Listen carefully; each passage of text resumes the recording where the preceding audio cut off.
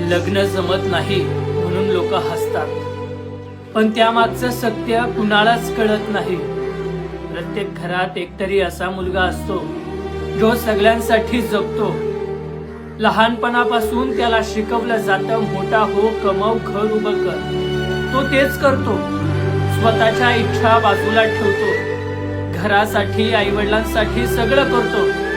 पण जेव्हा त्याच्या आयुष्यात लग्नाचा विषय येतो तेव्हा त्याचं मोजमाप सुरू होतं. कधी पगार कमी, कधी घर नाही, कधी लाईफस्टाईल मॅच नाही, आणि प्रत्येक वेळी तो हसत हसत ठीक आहे म्हणतो, पण आतून तो प्रत्येक नकारासोबत थोडा थोडा तुटत जातो.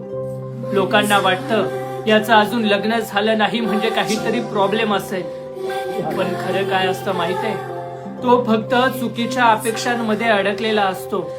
रात्री उशिरा जेव्हा सगळे झोपतात तेव्हा तो स्वतःलाच विचारतो, माझ्यात काही कमी आहे का? आणि त्या प्रश्नाचं उत्तर त्याच्याकडेही नसतं.